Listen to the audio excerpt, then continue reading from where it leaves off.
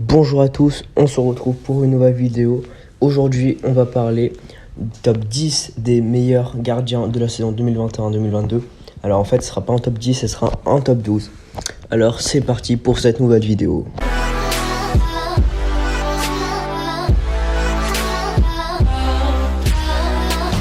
Dites-moi encore en commentaire si cette intro vous a plu. Sinon, quand je vais vous parler des joueurs, il y aura des vidéos, certains des images. Tout simplement parce que je n'ai pas trouvé de vidéo pour eux. Voilà. Alors comme d'habitude, on va commencer par le 12e, mais on va finir par le premier, pardon. Donc on va voir ses stats de la saison, son palmarès de la saison, hein, pas de toute sa carrière. Et je ferai un petit bilan aussi. Donc on commence tout de suite par le 12e, qui est David De Gea. Donc pour lui, j'ai pas trouvé de vidéo, donc ce sera une image. Sinon, le concernant, donc il a joué 46 matchs tout au long de cette saison pour 10 clean sheets, 66 buts encaissés, pardon. Donc c'est beaucoup. C'est le joueur qui a pris le plus de buts dans les 12 que je vais nommer, pour 0 rouge et 0 jaune. Et donc il a un pourcentage de 19% de clean sheet pour son total de matchs joués. En fonction de ton palmarès cette saison, il a rien gagné. Et donc maintenant je vais procéder à son bilan. Donc auteur d'une saison moyenne avec les Red Devils, David De Gea n'a pas une bonne défense cette saison, mais le gardien espagnol a réussi à sauver son équipe plusieurs fois en championnat. Donc le gardien de United fait partie des meilleurs en Première Ligue cette saison, mais n'a rien apporté avec son équipe. Sinon aussi, l'équipe de Manchester United a couronné David De Gea comme joueur de l'année 2021-2022 de Manchester United, après une saison où l'Espagnol a fait preuve de constance et a réalisé de nombreux arrêts sublimes. Et David De Gea a joué chaque minute d'action en Première Ligue et a été régulièrement à la hauteur pour sauver son équipe. On continue avec le 11e de ce classement qui est Gulacsi. Donc lui a joué 49 matchs, 14 clean sheets, 57 buts concédés. C'est le deuxième gardien qui s'est pris le plus de buts dans le classement. Il s'est pris un jaune, 0 rouge, et son pourcentage de clean sheet sur tous les matchs qu'il a joué, c'est 26%, donc c'est plutôt pas mal. Et son palmarès de cette saison, c'est juste une petite coupe d'Allemagne. Mais bon, sinon c'est un formidable gardien de but. Il est devenu célèbre grâce à ses compétences impressionnantes lors du championnat d'Europe de football des moins de 17 ans de l'UEFA en 2008. Mais aussi, il doit sa célébrité de gardien de sa cage à sa prestation lors de la Coupe du Monde U17 de la FIFA 2009. Peter n'avait que 19 ans, mais était parvenu à infiltrer à ses débuts l'équipe nationale senior. On va continuer avec ce 10e dans ce classement. Et ce 10e, c'est un portier parisien qui a fait une bourde face au Real. Mais avec ses performances en début de saison, je mets quand même 10e de ce classement. Et il s'agit de Donnarumma, qui a été mis en concurrence et titularisé en alternance avec Keylor Navas. Il ne jouait qu'un match sur deux pendant l'exercice 2021-2022. Une situation qui n'a pas mis l'ancien pensionnaire de l'AC Milan dans les meilleures conditions, puisqu'il enchaînait en seconde partie de saison les prestations décevantes et les boulettes, dont une face à Karim Benzema en Ligue des Champions, qui est entre l'élimination de Paris au Real Madrid. Il a fait ses débuts en Serie A pour Milan à l'âge de 16 ans, malgré son âge. Donnarumma a battu plusieurs records, ce qui lui a fait de lui un des meilleurs joueurs du monde. Encore plus intéressant, ce gardien de but utilise ses compétences pour arrêter les tirs surprenants qui surgissent à la surface des buts. Donc lui, il a fait 24 matchs, parce qu'il a été mis en concurrence avec avec Navas, 9 clean sheets et 23 buts concédés, 5 jaunes, c'est énorme, 0 rouge. Et sinon, en palmarès, donc c'est juste une Ligue 1. Parce qu'avec notre ancien entraîneur, je ne veux pas le nommer, on a gagné que ça. Alors que d'habitude, on a gagné les 4 coupes quand il y avait encore la Coupe de la Ligue. Donc maintenant, on va passer au 9e de ce classement, qui est Marc-André Ter Stegen. Donc lui qui a fait 51 matchs avec le Barça. 51 matchs, c'est beaucoup. C'est plus de la moitié des matchs qu'a fait Donnarumma avec Paris cette saison. En toutes les coupes confondues. Donc Ter Stegen, il a fait 15 clean sheets, 54 buts encaissés, 3 jaunes, 0 rouge. Et son pourcentage de clean sheet est de 25%. En termes de palmarès, le portier allemand n'a rien gagné. Donc sinon, évoluant au poste de gardien de but, Ter Stegen est né le 30 avril 1992 à Mönchengladbach en Allemagne. Donc c'est portier titulaire du géant club FC Barcelone. Ayant commencé sa carrière professionnelle le 10 avril 2011 au Borussia Mönchengladbach, Ter Stegen n'a pas tardé avant de signer au FC Barcelone. Lors de sa première saison dans ce club, ce dernier remporte à la fois la Coupe d'Espagne et la Ligue des Champions. C'est ce qui fait de lui l'un des geôliers les plus attentifs des filets de but. Pour ces différentes compétitions, l'Allemand a toujours été titulaire. Remarquons que la nature calme et lucide de Marc-André Ter Stegen sur le terrain influence largement son succès dans l'arène du football. C'est le 10e incontournable portier, 9e incontournable portier que le monde du football célèbre. On entre dans le top 8 du classement.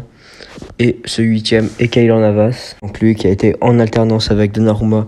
Il n'a effectué que 26 matchs pour 8 clean sheets et 24 buts concédés.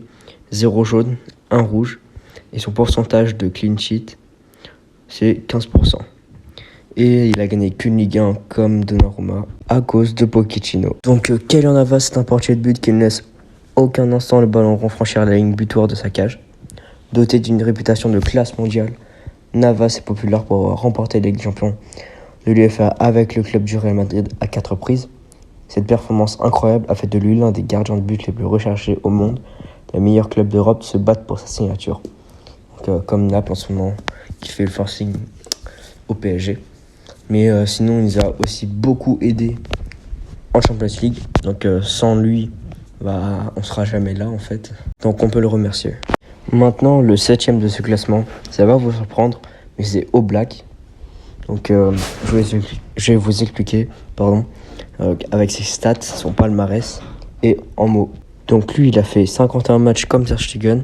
Il a fait 16 clean sheets, donc il est un de plus que Ter Stegen. Et il s'est pris 55 buts, un de plus que Ter Stegen. Donc, il s'est pris un jaune, 0 rouge. Et son pourcentage de clean sheet, c'est 29%. Et donc, lui, n'a rien gagné, en fait, cette saison. Son palmarès est vide cette saison. Donc, sinon, Oblak est né le 7 janvier 1993 à Skojeva Loka en Slovénie. Ce dernier est donc un footballeur international slovène, mais surtout un gardien de but du club de l'Atlético de Madrid. Oblak débarque à l'Atlético en 2014, club avec lequel il est finaliste de la Ligue des Champions 2016 contre le Real Madrid. 2 ans plus tard, il remporte la Ligue Europa en réussissant le clean sheet 0,88 contre l'Olympique de Marseille en finale 3-0. La même année, il sort vainqueur de la Super Coupe de l'UEFA contre le Real Madrid et sera vice-champion d'Espagne avec le Barça. Donc 5 fois de suite, Oblak a été décoré en recevant le trophée Zamora du meilleur gardien du championnat espagnol. Il se retrouve donc sur la même ligne du fabuleux record de 1994 de Francesco Liagno, à savoir 0,47 buts encaissés par match. Oblak est apparu dans l'équipe type de la Ligue des Champions en 2016 et en 2017. Avec ce type de prestations, on pourrait dire que Oblak est un gardien de but au top des réflexes. Il est classé parmi les plus grands gardiens de tous les temps en raison de sa compétence unique, toujours prêt à faire un arrêt. Remarquons aussi que ce dernier a des mains fortes, remarquables, de longs bras, de bons réflexes et ne se laisse surtout pas distraire facilement. Le 6e de ce classement est Manuel Neuer, lui qui est toujours dans le classement des meilleurs gardiens du monde. Champion d'Allemagne avec le Bayern, le portier allemand a sorti une grosse saison malgré sa blessure en début d'année. Lui n'a joué que 39 matchs, donc 12 matchs de moins que Oblak et Ter Stegen. Donc sinon Neuer, il a fait 14 clean sheets. Il a encaissé 38 buts, 0 jaune, 0 rouge et son pourcentage de clean sheet c'est 27%. Donc lui, il a gagné la Super Coupe d'Allemagne et la Bundesliga. Lorsque la plupart des fans de foot entendent parler de lui, ils en sonnent un slogan créé pour le célébrer, Save the Ball. Cela démontre à quel point la figure de Manuel Neuer n'est plus méconnue du grand public footballistique. Originaire d'Allemagne, il joue en tant que gardien de but et capitaine de l'équipe nationale du Bayern et d'Allemagne. Il est célèbre pour ses longues courses fulgurantes pour nettoyer les balles perdues. On entre dans le top 5 et la personne qui se trouve en 5e position est Mike Maignan. Il a fait une très très très belle saison cette saison. Donc c'est normal que je mets 5e devant Oblak et Neuer. Donc Maignan c'est 39 matchs, 19 clean sheets, 32 buts encaissés seulement, 2 jaunes, 0 rouge. Et son pourcentage de clean sheet, c'est 35%. Son palmarès, il a juste gagné la Serie A, et c'est déjà pas mal. Il a été aussi meilleur gardien de la Serie A cette saison. Le gardien français de Milan a fait oublier les Milanais, leur ancien gardien Donnarumma, parti au PSG. Mike Maignan a sauvé plusieurs fois le Milan cette saison et a participé au triomphe du Milan après 11 ans sans titre. Lui ayant quitté la Guyane pour la métropole française à l'âge de 8 ans, Mike Maignan a commencé sa carrière de footballeur à Villiers-le-Bel-JS. En 2009, il a rejoint Paris Saint-Germain, mais en tant que gardien de but, un poste auquel il nourrissait une affection inavouée. En juillet 2010, il remporte la Coupe nationale des moins de 15 ans avec la Ligue Paris-Île-de-France. Le 4 juin 2013, il signe son premier contrat professionnel. Le 9 juillet suivant, il remplace Nicolas Douchez lors d'un match de préparation en Autriche. Le quatrième de ce classement est Edouard Mendy. Donc lui, il a joué 49 matchs, il a fait 22 clean sheets, il fait encaisser 40 buts, il s'est pris 3 jaunes, 0 rouge, et son pourcentage de clean sheets est 33%. Son palmarès est énorme cette saison. Il a gagné la CAN. Il a été finaliste de la Coupe d'Angleterre et de la Coupe de la Ligue. Il a été meilleur gardien de 2021. Et puis en fait c'est tout. Un club de la trempe de Chelsea était exactement ce dont Edouard Mendy avait besoin pour passer un palier supplémentaire. Encore une fois, ses débuts sont éclatants. Il chipe la place de titulaire à Kepa, pourtant arrivé avec le statut de gardien le plus cher de l'histoire. Il garde ses cages inviolées de ses débuts en Première Ligue face à Crystal Palace 4-0, jusqu'à une victoire face à son ancien club de Rennes en Ligue des Champions 3-0. Au total, sur l'exercice 2020-2021, il totalise 20 clean sheets en 44 rencontres. Pour couronner le tout, Edouard Mendy a joué un rôle de premier plan dans le triomphe de Chelsea en Ligue des Champions. Avec la victoire en finale contre Manchester City, il est devenu le premier gardien de but africain. Et avec 9 matchs sans encaisser de but, il a gazé le record en la matière, co-détenu par Santiago Canizares pendant la saison 2000-2001 avec Valence et Keylor Navas dans la saison 2015-2016 avec le Real. On entre maintenant dans le top 3 de ce classement. Et le troisième est Ederson. Lui qui a joué 49 matchs cette saison, qui s'est pris 40 buts et qui a fait 24 clean sheets.